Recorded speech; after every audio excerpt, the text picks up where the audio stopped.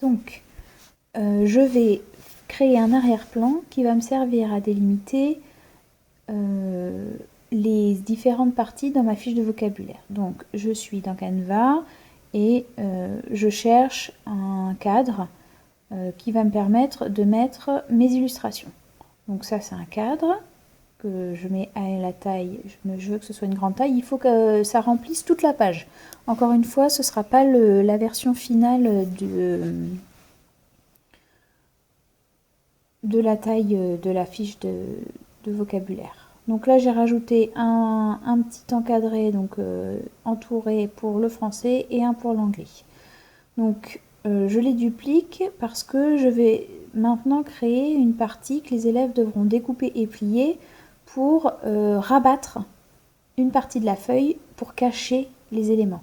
Donc là, je fais juste en sorte que le cadre que j'ai sélectionné soit qui ait autant de la même taille. De cas en haut et en bas. J'ai beaucoup de mal à exprimer ce que je veux dire. Donc quand on pliera, il y aura suffisamment de feuilles pour cacher les divers éléments. Voilà, ça c'est clair, je pense. Donc,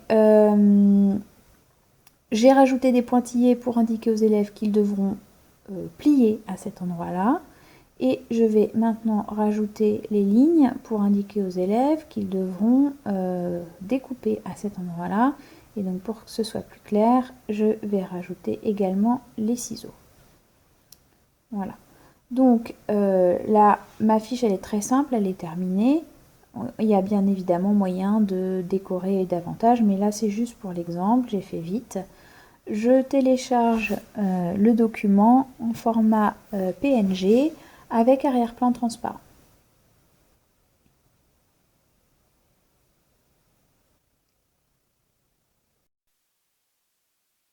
Alors pour la suite, on va continuer dans Word pour créer la liste de diffusion pour le publipostage.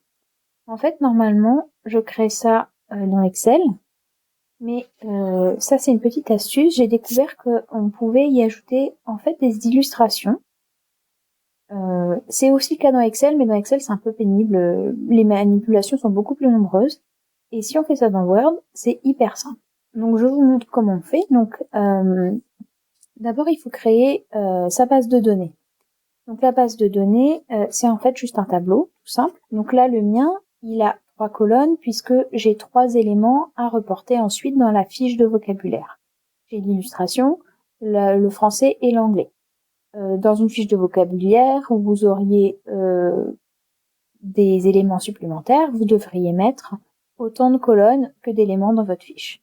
Le nombre de lignes correspond au nombre de mots de vocabulaire et donc au nombre de fiches que j'aurai au final. D'accord? Donc pour l'exemple, pour que ce soit rapide, j'en ai fait que 3, mais en fait, vous en faites autant que vous voulez. Donc, il faut avoir préalablement enregistré vos fiches, vos illustrations dans votre disque dur.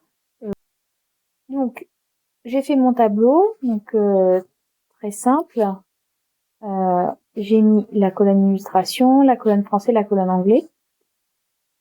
Je vais insérer les images, donc la tête.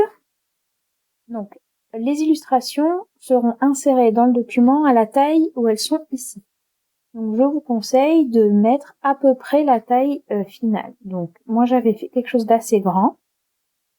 Il sera toujours possible de modifier dans le document suivant.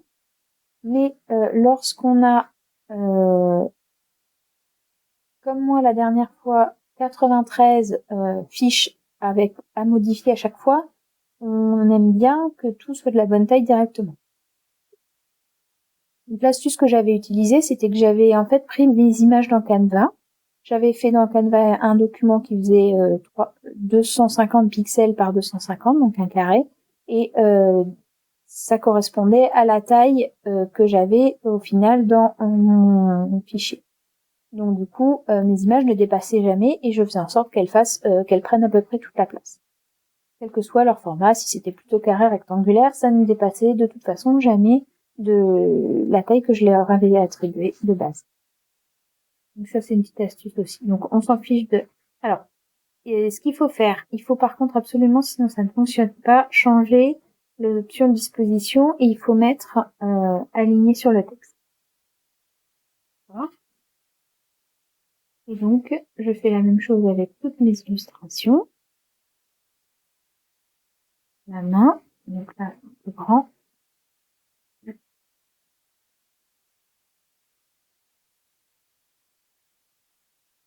Aligné sur le texte, voilà. Et de la même manière, je vais insérer le pied. Donc, là, les pieds, il y a beaucoup de blanc, donc je vais remuer. Strictement rien. Ce que je vous conseille, surtout si vous faites avec Canva, c'est hyper simple, c'est de faire un PNG sans fond, d'accord, avec l'arrière-plan transparent, comme je vous dis.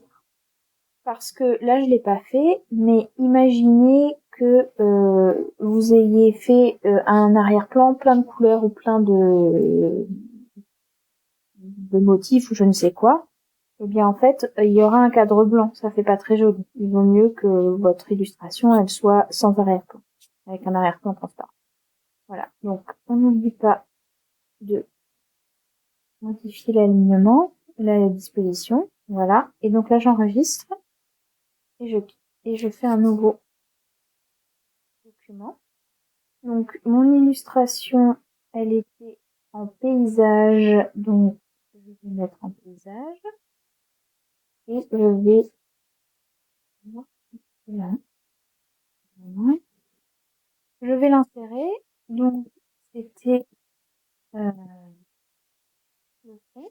Voilà, elle est là. Donc, là, je peux pas la déplacer comme je veux, je peux pas la monter. Je peux modifier là aussi l'option disposition et cette fois-ci, je vais le mettre derrière le texte. Et ça va me permettre de le bouger, de le déplacer comme je veux. Donc, je fais pas l'image exactement pile poil à la taille, je fais tout un petit peu moins. Non, pas beaucoup, il n'y a pas besoin. En fait, j'imprime jamais un document A4. Je fais un document A4 et dans mon format PDF final, lorsque je vais imprimer, vais imprimer plusieurs pages par feuille. Et donc, automatiquement, en fait, il y aura des marques avec ce type d'impression. Donc, voilà. Donc, j'ai mon arrière-plan. Et donc, maintenant, l'astuce. Et ça, c'est quelque chose que j'ai découvert il y a peu et qui change beaucoup de choses. Je vais faire insérer et je vais insérer une zone de texte. Et je vais la dessiner. Ça va me faire la petite croix. Et donc, je vais mettre mon champ de publipostage à l'intérieur de ma zone de texte. Et la zone de texte, elle est tracée à l'intérieur du cadre qui m'intéresse. Ce qui signifie que mon champ de publipostage ne dépassera pas la zone de texte que je viens de définir. Et ça, c'est vraiment top par rapport à ce qui, je sais pas si c'était possible avant, en tout cas, je savais pas que ça l'était. Et ça, c'est génial. Parce qu'on va jamais dépasser. Là, j'ai fait un cadre, un cadre qui me convient, beau, pour moi, c'est beau, c'est joli, en tout cas. Et ça ne dépassera pas. Donc, je vais faire le publipostage. Donc là, ici, je l'ai pas encore sélectionné. Donc, je vais sélectionner les destinataires. J'utilise une liste existante puisque c'est celle qu'on a créée tout à l'heure. Donc, c'est mon document, votre liste. Et donc là, si je regarde dans le champ de fusion, j'ai bien illustration français anglais. Donc là, je mets l'illustration. Dans le format de la forme, on va bien mettre au milieu. Comme ça, quoi qu'il arrive, mon illustration, elle sera au milieu et centrée. D'accord? Quoi qu'il arrive, mon illustration, elle sera située ici. Et ça, c'est important. Ensuite, je vais coller ce champ. Voilà, parce qu'il a déjà les caractéristiques qui m'intéressent. Et je vais le réduire de manière à ce qu'il rentre dans ce cadre-là. Alors, juste ce que j'ai oublié de faire, c'est que là, du coup, on a un double cadre. Je vais l'enlever. C'est dans le format de la forme, dans le contour, on peut enlever le contour. Mais sans contour, donc là, le contour est transparent, donc du coup, il ne se voit plus. Donc, on va faire la même chose. Voilà. Et je fais la même chose. Donc, évidemment, il va falloir que je change l'échantillon. Je veux pas que ce soit l'illustration.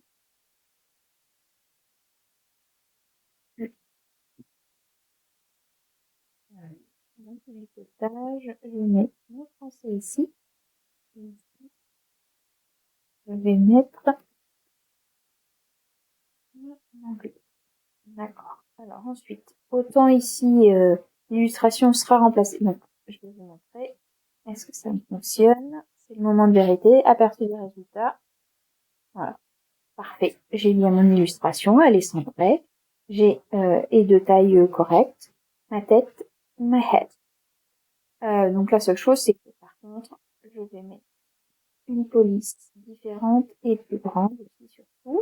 Donc, je choisis. Donc on ferait attention à pas faire trop grand parce que si là j'ai un mot à 6 lettres, si j'ai un mot à 12 lettres, bah ça rentrera plus, donc il faut pas faire trop gros. Et j'aime bien différencier les polices d'écriture, je trouve que visuellement c'est une autre façon pour les élèves de se repérer. Alors, on fait toujours un aperçu.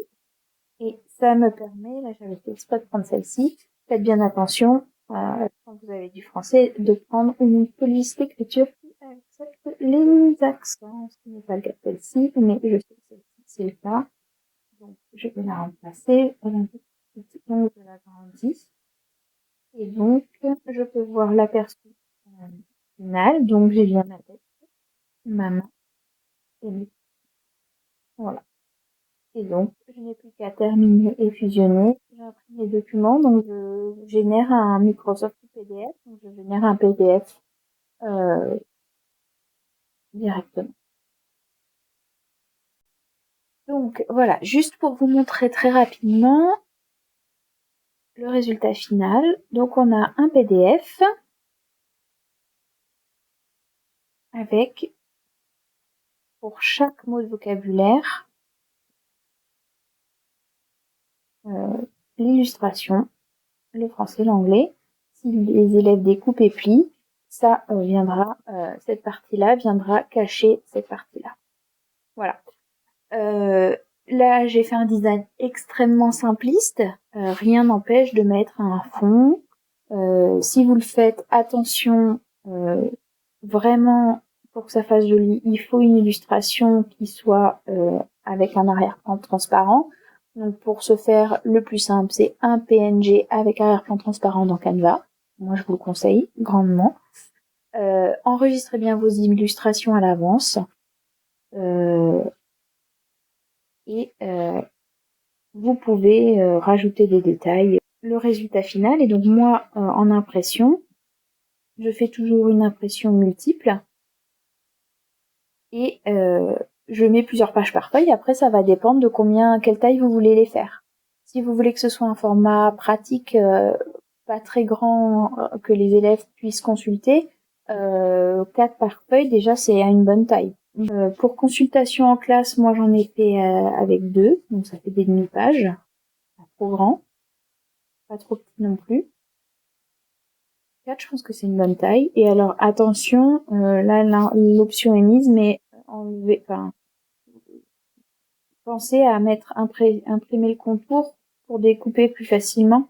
Bon, après c'est pas une obligation non plus. Si vous comptez faire ça au massicot et que vous pensez que vous allez bien viser, vous enlevez les lignes, parce que du coup elles vont se voir, ça va pas faire très joli. Ou alors, si vous pensez découper à la main ou demander aux élèves de découper à la main, vous pouvez mettre les lignes. Pensez aussi à faire rotation automatique. Voilà. Là, c'est enlevé. Et vous voyez que du coup, c'est pas pertinent que ce soit dans ce sens-là. Il le met dans le sens le plus pertinent. Et donc, voilà, pour des fiches de révision ou de vocabulaire ou autres,